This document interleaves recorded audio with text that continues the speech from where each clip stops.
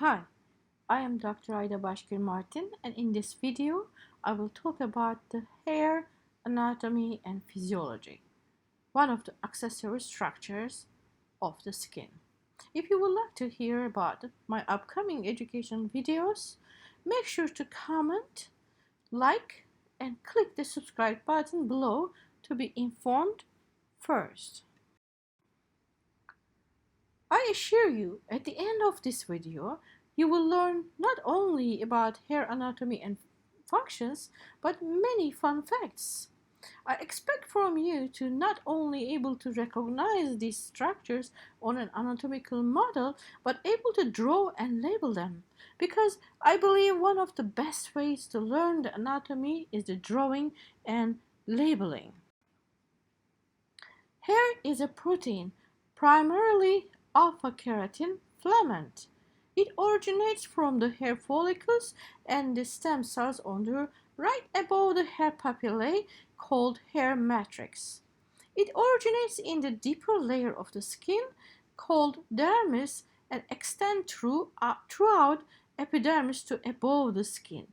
About 95% of the total skin area is covered with hair, but not all type of hair is easily visible to eye. Can you guess which part of the body does not have hair? Yes, you might guess it already. We don't have hair on our lips, the palms of the hands, and soles of the feet, labia minora in female, and glans penis of the male. In an average person, the skin has around 5 million hair follicles, and 150,000 of them found on the scalp. When we generally talk about hair in daily life, we refer to the hair on the scalp. What are the functions of the hair? First, protection and filtering. You may understand this function when you think about the special group of hair on your eyelashes, eyebrows, in your nostrils, and entrance of the ear canal. Notice they block the dirt and foreign particles to enter inside your body. Eyebrow blocks the excessive sunlight and sweat to enter your eyes. Secondly, thermoregulation, or another word, regulation of body temperature through insulation and have a role in the goosebumps formation. Acts as a sense organ. That's how we feel the wind blows and feel the bug crawling on your skin. Facial expression, which is the non-verbal communication.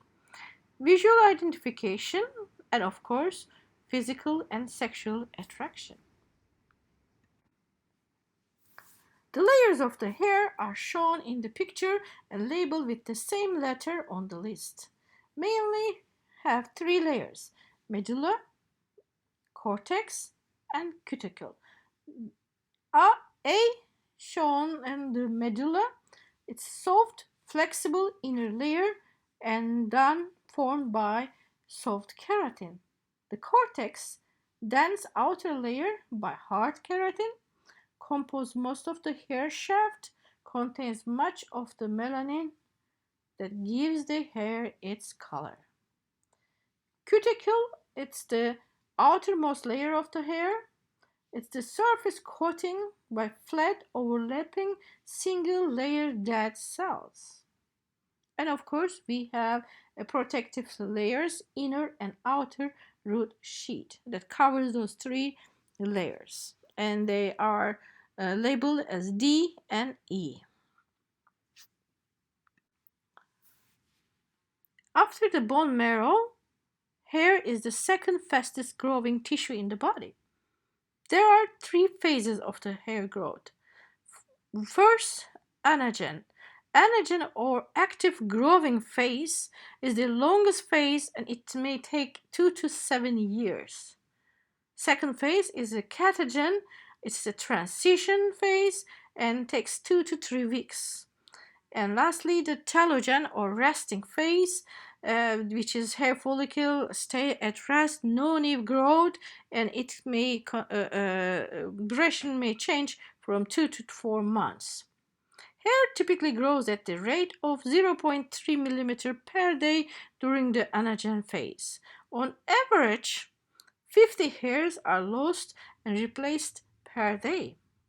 Some of the hair on our body is easy to see, like our eyebrows and the hair on our head, arms, and legs. But our other hair, like that on our cheek, is almost invisible. Hair that is darker and visible to the human is called terminal hair. Areas of the body that appear to be hairless but have shorter, finer hairs that lack the medulla layer are called vellus hair. During puberty, hormones cause vellus hair replaced by terminal hair. Then, and the male, growing male, will have beard growing, right, and mustache and beard, and hair in axilla and pubic area in both gender.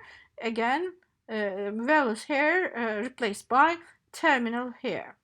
Neonates can be born with lanuga hair. They are fine hairs that get shed in utero between 36 and 40 weeks, or sometimes within the first weeks of life, and they are replaced by vellus hair. Clinical application: hair loss or alopecia. Androgenic alopecia, mediated by the presence of the androgen dihydrotestosterone, is the most common form of alopecia in men and women. The pull test is an easy technique for assessing hair loss. Approximately 60 hairs are grasped when you use your three fingers, thumb, index, and middle fingers. Then, if you hold that hairs and gently but firmly pull, it's a negative test. If you have 6 or fewer hairs obtained, indicates normal shedding. But if the positive test, more than 6 hairs obtained, indicates a process of active hair shedding. Let's test your knowledge. Trivia question: do you remember which parts of the body are truly hairless? If you said lip, labia minora, glans penis, and palm and sole, and you were right. Do you remember what is the active phase of the hair growth cycle?